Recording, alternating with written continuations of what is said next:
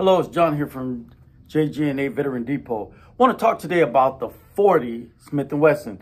There's a lot of controversy about the 40 that, hey, 40 is going out of style or 40 is kind of obsolete because 9mm is better now because they have a better ballistics when it comes to the ammunition, the rounds. But the 40 is not obsolete. Remember that the 40 was designed specifically by the FBI to be a law enforcement round for folks, for people. It wasn't designed for animals to shoot birds, coyotes, or anything like that. It was designed for a stopping power that it had between the 9mm and a 10mm, because initially the FBI wanted the 10mm, but it proved to be too much of a round for the FBI. Those guys were not always in a law enforcement capacity. They are investigators. It's in their name, the Federal Bureau of Investigation. So for them to go out and fire big bore firearms all the time was just not their thing. So most FBI agents, especially the ones that had the smaller hands or whatever, were not able to handle that 10mm. So they went back to the firearm industry and said, hey, can you guys design us a firearm that has a little less recoil, something our agents can handle? And they came up with the 40. So what the 40 is a 10mm short, basically, just like the 380 is a 9mm short. But the agents were still not able to really handle the recoil of the 40 as well. So they went back to the 9mm and said, hey, ballistics have changed over the years. So now that the ballistics are better, we're going to go back to the 9mm, and law enforcement followed that trend. However, the 40 Smith & Wesson, if you go back and look at the original design and what it was designed for, it is an excellent defense, home defense round. That is something that you can always use and depend on. There's nothing wrong with 40 Smith & Wesson, and I'm going to show you a couple of variations and why. So initially, law enforcement carried the Glock 22, and the Glock 22 was in 40. Now, this is a Glock 22 Gen 5.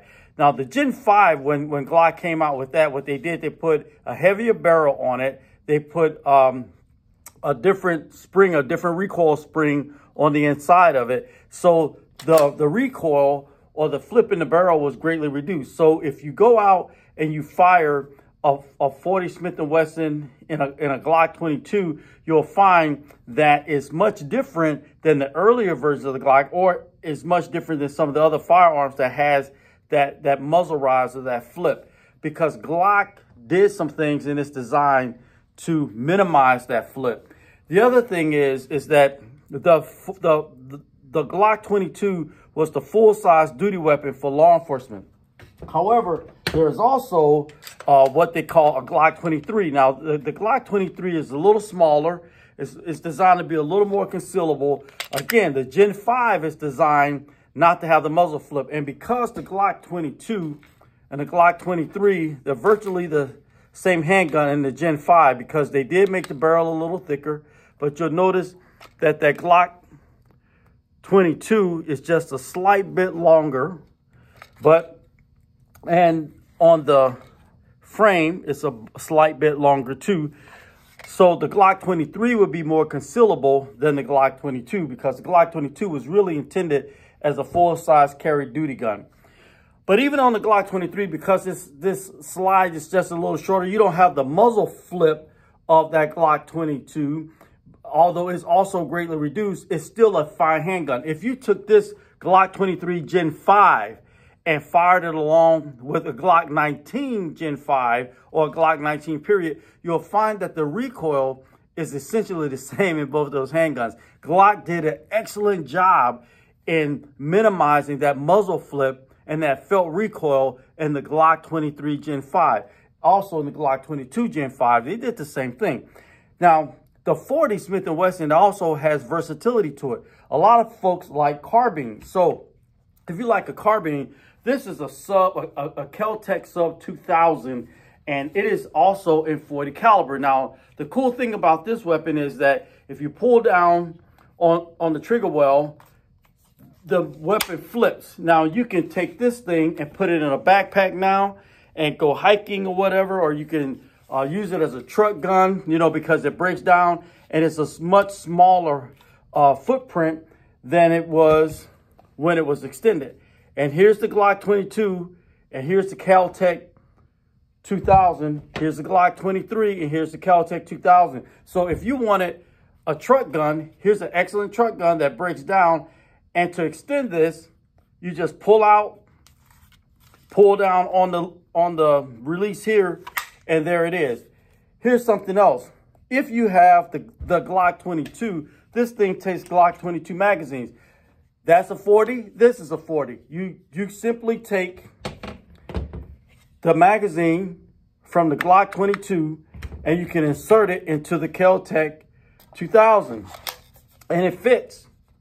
So one magazine, two different platforms of weapon because they both fit. So here in this Kel-Tec 2000 and that Glock 22, you can load up those magazines and they're interchangeable. That makes it fantastic. And I know that 9mm has weapons like that, but what I'm telling you is in the 40, it can be just as versatile. Now, people like the carbines because they don't have that muzzle rise, that muzzle flip too. The carbines just kind of naturally negates that problem. So if you want that carbine, here it is, you know, in the 40 though, and you don't have that necessarily that muzzle rise because you have more control. And not only that, with this longer barrel, your shots would probably be more precise than they would trying to fire it in a pistol. Now, if you don't like the larger rounds, the other rounds, the other type of caliber that's out here is actually in the Ruger 5.7. They have an FN 5.7 as well, and there's some other companies that make the 5.7, but it's a 20-round magazine. Now, the 5.7 fires a smaller round, which I'll grab one here and be right back and show you what that looks like.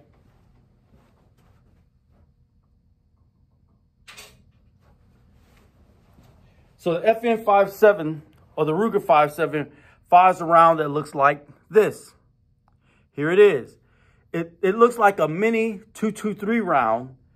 And this was also designed to have the speed and the terminal velocity of a 9mm, but on a different scale at a different level. The other thing about this Ruger 5.7 is that the felt recoil is virtually mitigated. So if you want the power of a pistol in a sub-rifle round or in a pseudo-rifle round, but you don't want the recoil, then this Ruger 5.7 is for you. Yes, this is definitely not a weapon that you would get to necessarily conceal, but although some people will carry the large gun, because if you're used to carrying something like a 1911 and you can conceal that, you can certainly conceal this too. But the felt recoil in this one is even further mitigated because of the cut in the barrel. And so there's really no muzzle flip, no muzzle rise. So if you're used to shooting like a 22 or you want something that recoils on the scale of a 22, then this FN 5.7, but you want something that's a little more powerful than what a 22 would be, then here's your round, here's your pistol with the longer barrel, very little, hardly any felt recoil at all, very little, no muzzle flip. You got to go out and fire one of these things to really see how it performs. And you have 3 20-round magazines, and some of them even have 21-round magazines. Excellent sights on here. It's just a good all-around weapon. So when it comes to choices, there's more than just the 9mm. There's more than just the Glock 43 or the P365 or the P320 or the CZs and all of those. Those are just very fine weapon choices. But what I want you to understand, there's a lot of hate out there on the 40 caliber. There's nothing wrong with the 40 caliber. Remember, law enforcement used it for a long time, and so did the FBI. And some law enforcement agencies still do use it, and some special forces units still do use it. There's nothing wrong with it at all. It's not going to get phased out. It isn't going to go away.